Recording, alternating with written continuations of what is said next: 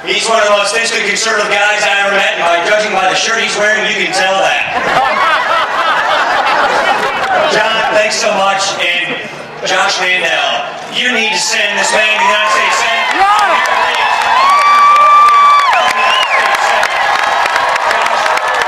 We are with you, buddy. And thanks for sending a great member of Congress, one of my buddies in the House, Pat T-Berry. He is a conscientious, smart leader. It is good to be back here in Big Ten country. You know, I think the season opener is my alma mater, Miami, Ohio, against Ohio State. Go Miami, huh? All right, I know. There's one football game I never miss every year, whether it's in person or on TV, and that's the Buckeyes versus the Badgers. What a great rivalry we have. Okay, go back, sorry. You know, we've got a big decision to make as a country.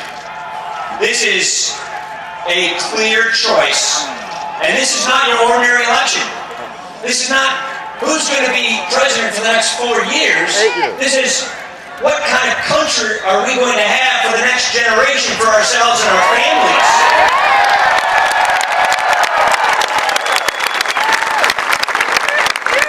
And it's a really clear choice. Do we want 4 more years of the same? No! Do we want a nation in debt? No! A nation in doubt? No! A nation in decline? No! That's right, we don't. We need leadership. We need somebody to get the American idea turned back on by reigniting the values that built the American idea in the first place.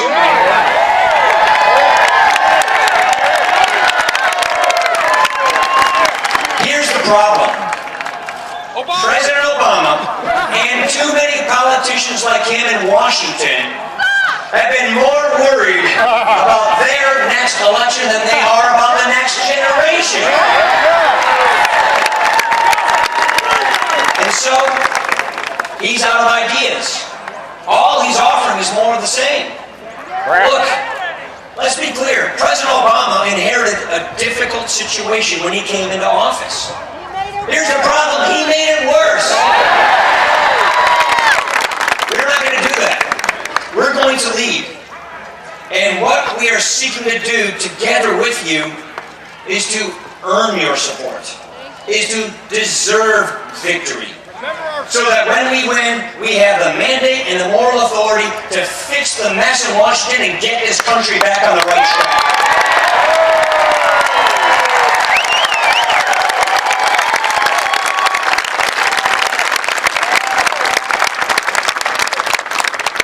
But it requires leadership. It requires people of vision and courage and principles. You know, the historians tell you the qualities that make a great leader.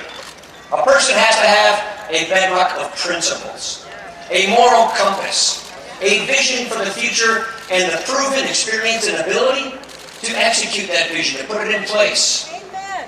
The man who has those qualities is the man who's standing next to me. His name is Mitt Romney, and he's going to be the next.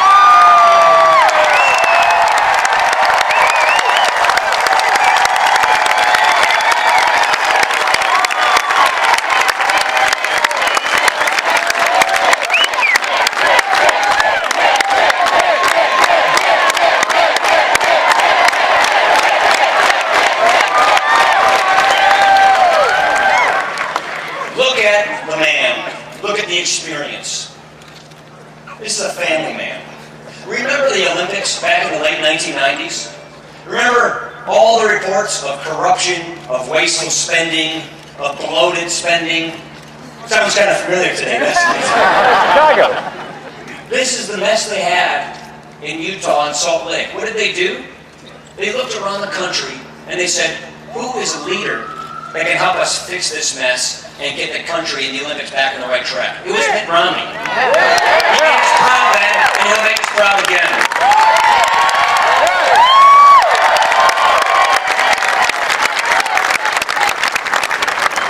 Look at his experience in business, and by the way, having that kind of experience is a good good thing. Being successful in business is a good thing.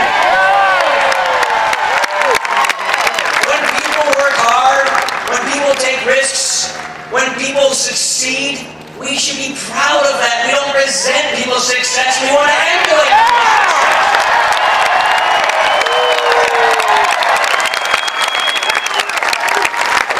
This is a man who started small businesses. This is a man who turned around struggling businesses with an astounding degree of success. He helped create companies like Staples, Bright Horizons, Sports Authority. This is a man who I am so proud to stand by, who through his personal experience and values knows that if you have a business, you did build that.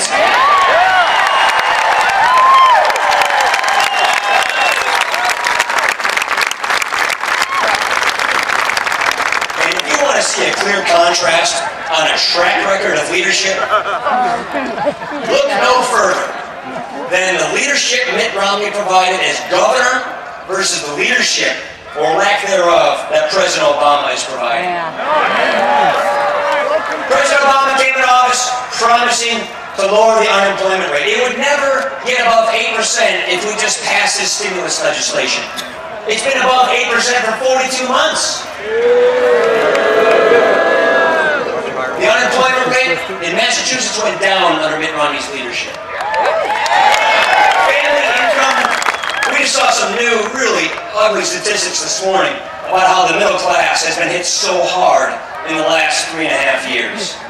Family household incomes have gone down by more than $4,000 over the last 4 years. Under Mitt Romney's leadership, when he was governor of Massachusetts, they were up by $5,000.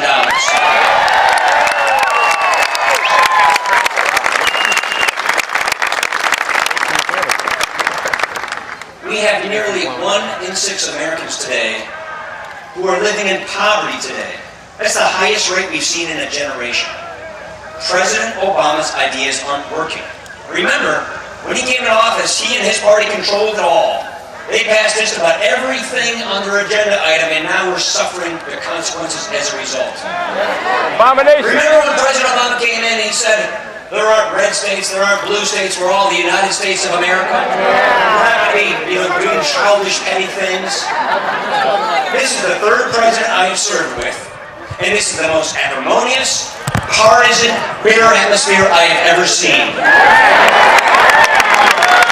When Mitt Romney was governor of Massachusetts, a Democratic state, and he was a Republican governor where the legislature was controlled 87% by Democrats. What did this man do? He didn't demonize. No. He reached across the aisle and he balanced the budget without raising taxes.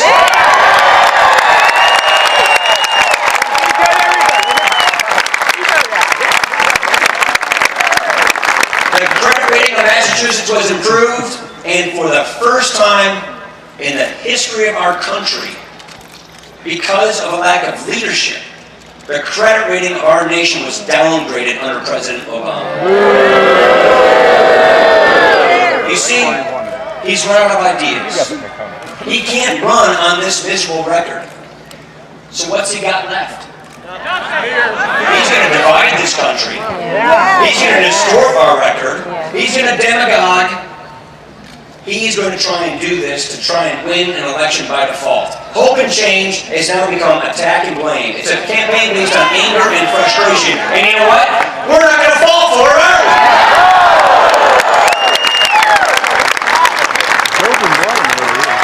Every now and then, the president sort of drops the veil and gives us a glimpse into his worldview, his governing philosophy, what he truly believes. You know, you guys know Joe the plumber, right? Yeah. Remember that comment, we're just going to spread the wealth around? It's this belief that the economic pie is fixed. That one person's gain necessarily comes at another person's loss. It's the idea that the pie is fixed and it's the government's job to redistribute the slices of the pie how they see fit. That's a bunch of baloney. And I'm not talking Oscar-Mayer baloney, that's just a bunch of baloney. We want to grow the pie so everybody has a chance at the American idea. Restore the right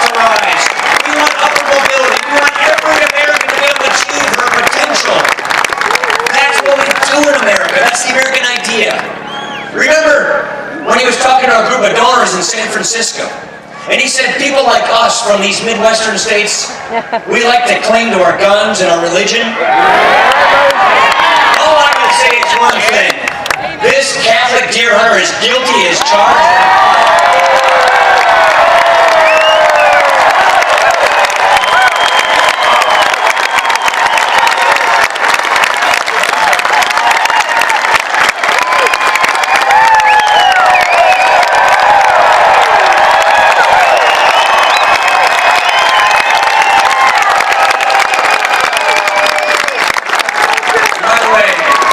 You got some big deer here in Ohio. I spent 4 years on deer here, and you got some good deer.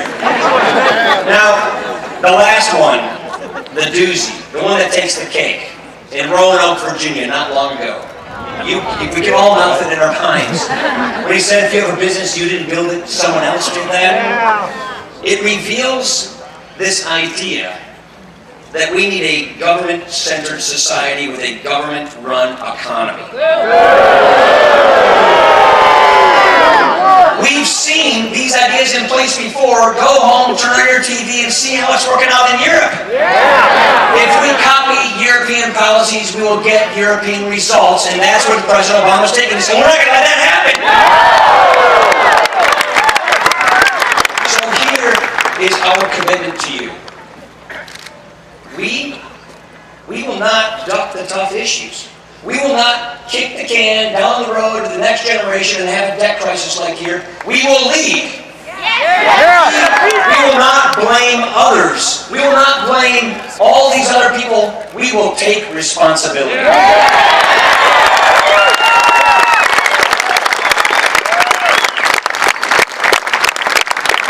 And most importantly, we will not try to transform this country into something it was never intended to be.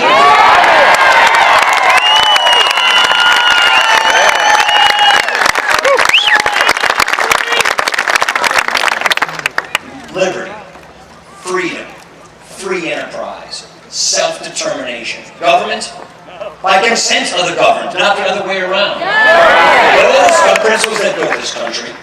And so we will not try to replace our founding principles. We will reapply our founding principles.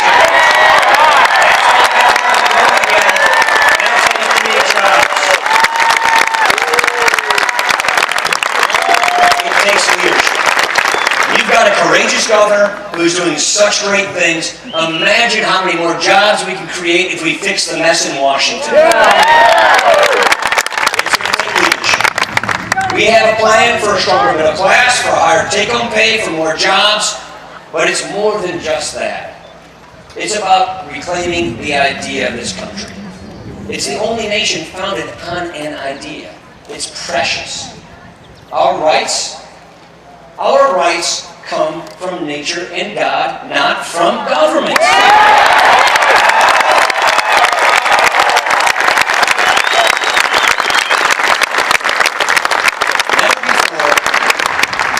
Never have I seen such a clear choice of two futures. Amen. Never before have we seen a moment where the man and the moment meet perfectly.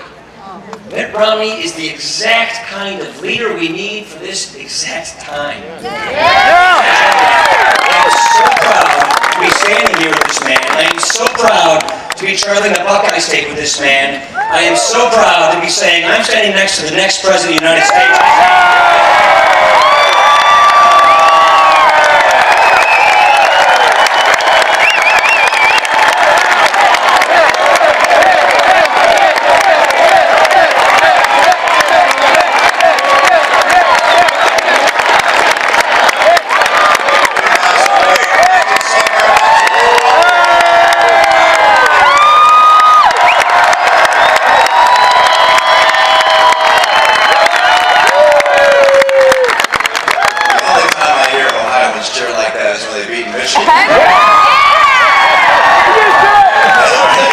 As a son of Michigan, I have to keep that kind of down. You got a border patrol problem if you got me coming from Michigan this morning.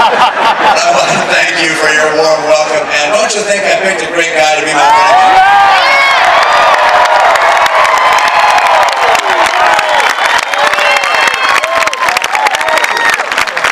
Now, I knew I was going to come here, to just speak an extraordinary address as he did, but I didn't realize he was going to wear the brightest green I've ever seen.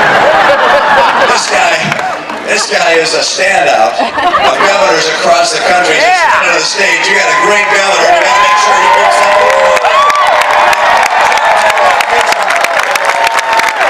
And get Judge Mandel to help us in Washington.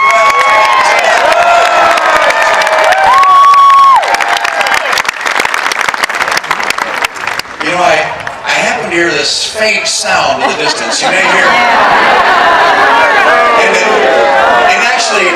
it actually reminds me a bit of the president's address 4 years ago speaking to the convention in Denver, because, you know, he's speaking in front of those Greek columns, remember that? Oh, yeah. This is kind of like the Greek chorus in the background. Everything they do reminds us of Greece, and we're not going to Greece.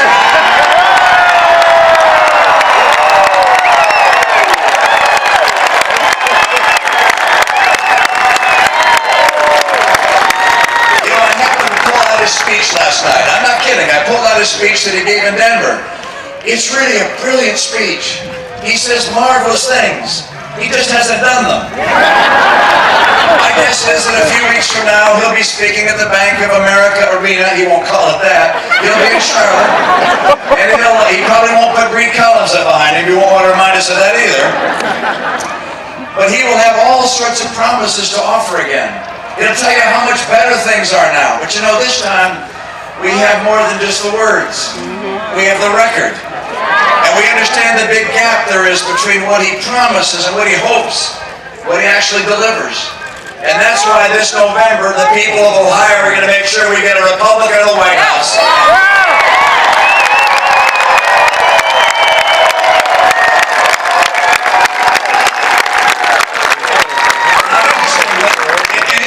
The first thing he said was that he measures progress differently than do people like us.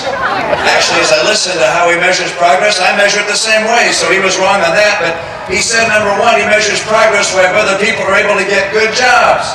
But under this president, 23 million Americans are out of work or stopped looking for work or can only get part-time jobs. It's a travesty. He said he would do one thing, he did another. We're going to put in place someone who actually knows how to get the job done.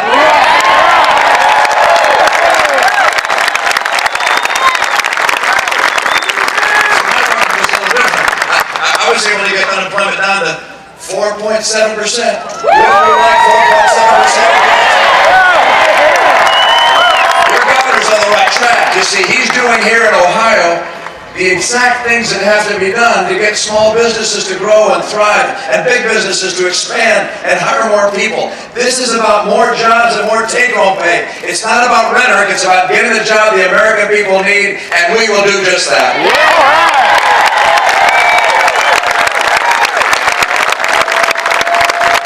He also said he measured progress by whether incomes are going up or incomes are going down. Lost that one. Okay, he lost that one too. I guess what's happened over the last 3.5 years, just as Paul indicated, incomes in America for the average family have dropped by $4,000. With the median income in this nation of about $50,000, a $4,000 reduction is enormous.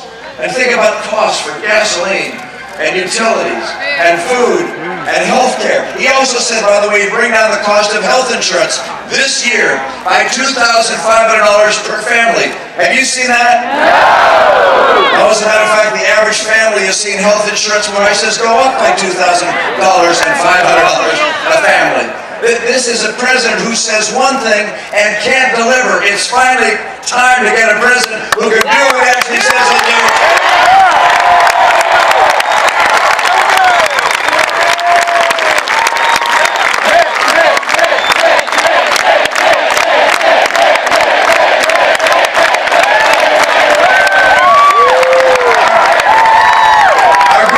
Out there is chanting 4 more years. Do you want 4 more years?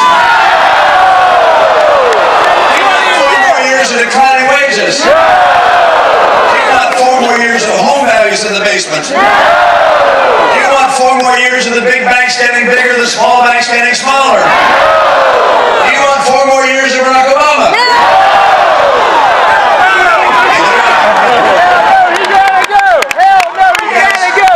We have a very different vision for this country.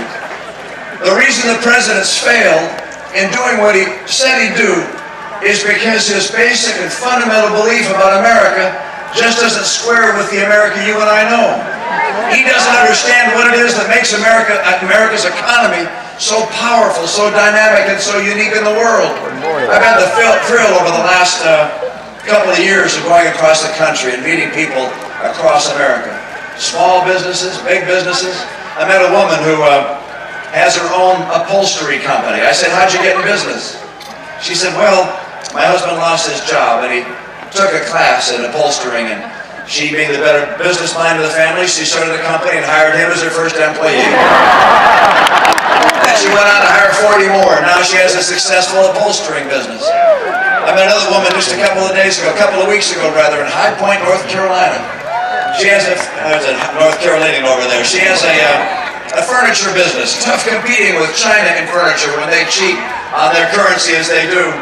And she had to try and find a way to save her company and save the jobs of the people that work there. And she found a way. She makes a very special kind of furniture, hospital waiting room furniture. And now she dominates that. And by focusing on something so narrow, she's been able to keep her business together and her employees together. By the way, just a word to the women entrepreneurs out there. If we become president and vice president, we want to speak to you. We want to help you. Women in this country are more likely to start businesses.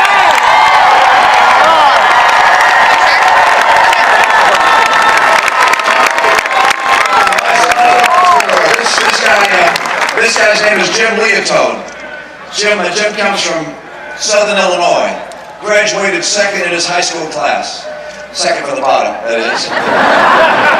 He concluded that the college wasn't part of his future, but he convinced his dad to give him a loan, and they split the business. He'd start 50-50. He wanted to make food, a restaurant kind of business, and deliver it to people. So he went out to buy one of those hamburger grills and those rollers that make the hot dogs and the hood that takes out the smoke. Way more money than he had. The only thing he could do with the money he had was make sandwiches.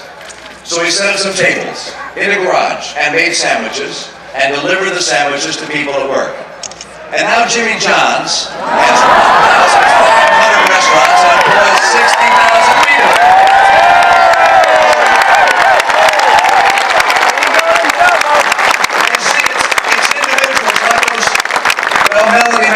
She was the woman in High Point, North Carolina, and Jimmy John. It's people like that who take risk, who work hard, who start businesses, who hire other people. These individuals in this country, we celebrate them. We acknowledge their achievement. We love their success. We don't attack success in America, and we will never apologize for success abroad.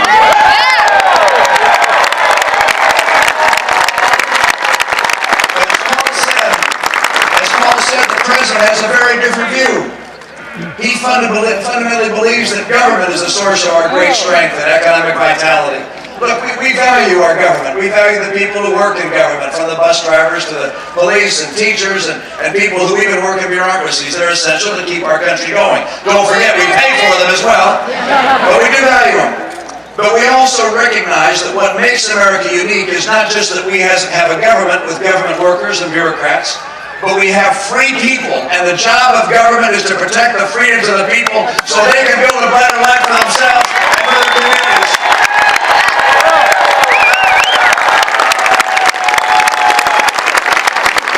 When the founders wrote that Declaration of Independence and said that the Creator gave us our rights, they were both inspired and brilliant in my view, and those rights included life and liberty and the pursuit of happiness.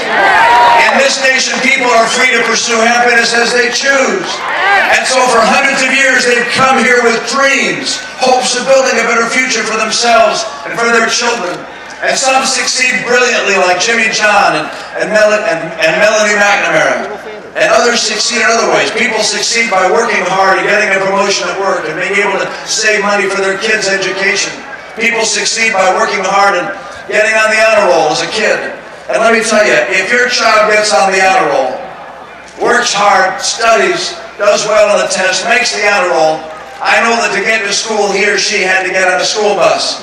But when they make the honor roll, congratulate them. Don't say thanks to the bus driver.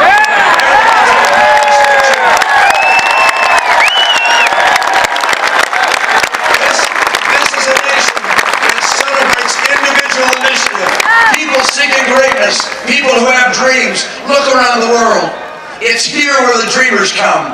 Not a lot of dreamers in North Korea, are they? The dreams they have there are just getting out.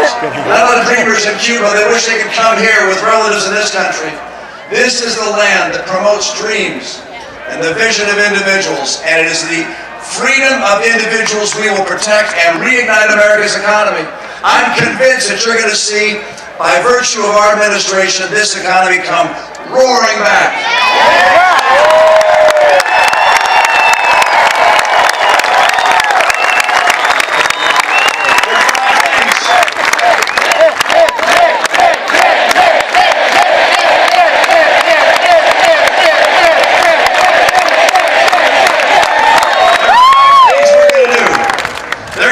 We're going to do that are really going to get this economy going. And I think you know what they are. Number one, we're going to take advantage of our energy, our oil, our coal.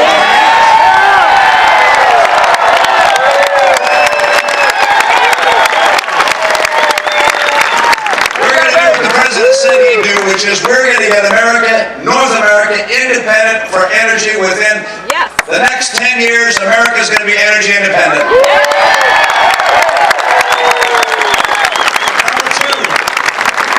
Make sure that our workers have the skills they need to succeed and that our kids are given the skills that will allow them to succeed. It is inexcusable in the nation that invented public education to have our kids performing in the bottom quartile. The president just can't do what he knows he should do because his largest campaign contributor is the teachers' unions. If we were president and vice president, we will put the teachers and the kids first and the union behind.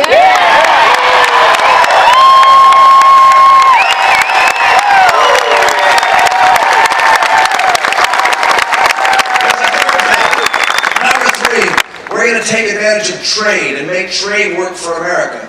We're productive. We can compete with anyone in the world successfully. I want to open up new markets, particularly in places like Latin America where there's a growing middle class. It's a huge opportunity for us. We speak the language, we're in the same time zone, so we have opportunity there. But at the same time, I want to make sure that people in trade who cheat recognize there will be consequences. We won't stand for it. China has cheated. I'm going to put an end to it.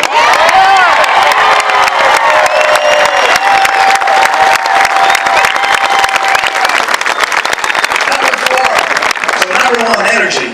Number two, the skills we need to succeed. Number three, trade. And number four, this is an important one as well. You're not going to have entrepreneurs risk all their savings and convince their family to invest in their business. Nor are you going to have big multinational companies decide to build factories in Ohio or anywhere else in America if they think we're headed to Greece.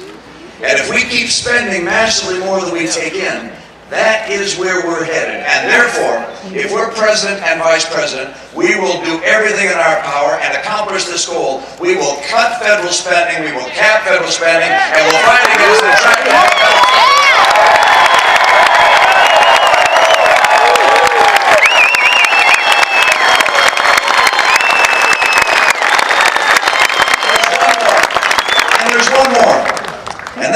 number five, champion small business. Help small business.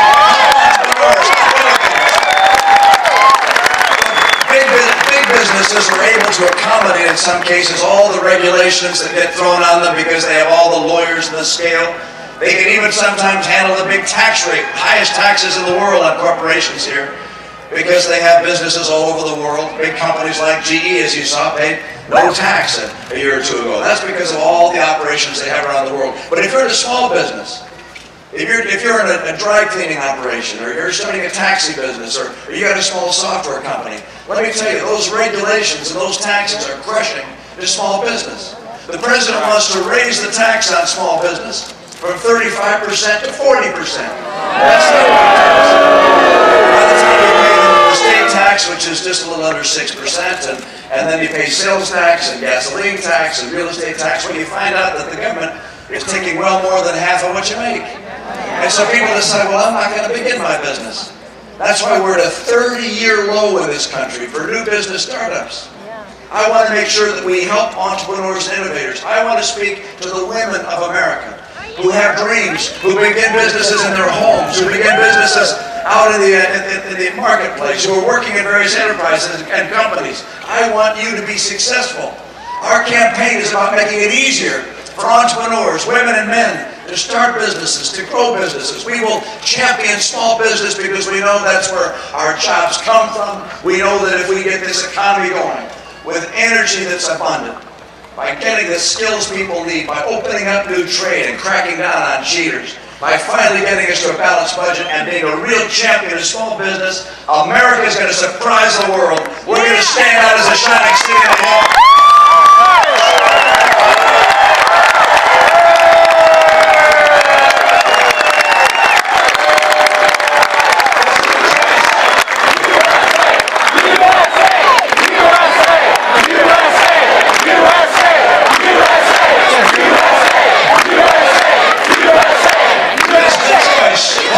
I sang, this is a vote about the soul of America. What kind of an America are we going to have? We have laid out an America that's based upon the skill, the capacity, the dream of each individual. And the government that protects their rights and encourages them to be able to realize those dreams. That's our vision. The President's vision is one of a larger and larger government taking more and more and trying to provide more and more to you. It takes us on a road to Europe. Or worse, California. Just kidding about that. Sort of. Look, I don't want to become Europe. I want America to remain America. The home of the earth. The shining city of the hill. We know how to do that. We're going to bring it back. We know how critical it is. Look, this is important not just for us, for our generation. Yes. It's critical for our kids. We can't pass on trillions of dollars of debt to the coming generation for things we paid for ourselves. We can't do it. I know the President's going to go to that convention. He's going to have all sorts of marvelous things to say. I mean, I can almost read his speech now. It'll be filled with promises and tell people how wonderful things are. Of course, they'll have to contrast that with what they know they're experiencing. But as he lays out all these wonderful things he's going to do, people are going to stop and say, but how are you going to do something different than last time? They've experienced the last 4 years. They know if they re-elect him, they get 4 more years of the same. It is not his words that people have to listen to. It is his action and his record. And if they look at that, they'll take him out of the office and put people into the office and allow him to get America.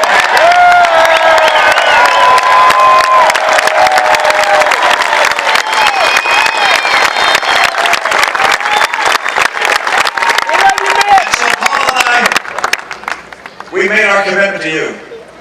With every source of our energy and passion in becoming President and Vice President, we will endeavor to make America stronger. We'll endeavor to protect our freedoms and our rights, to encourage the dreams of individuals. We'll do our very best with all of our energy to ensure that America is stronger. Stronger in our homes, stronger in our values, stronger in our economy, stronger in our military. A military from America must be so strong, no one would ever think it's just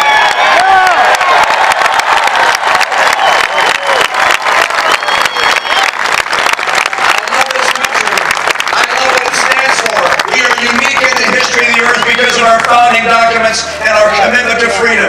We're going to bring America back by reasserting and reaffirming and restoring those principles. We're not going to become Europe. We're going to stay America. We're going to remain the shining city on a hill. And Ohio is going to help us win the war.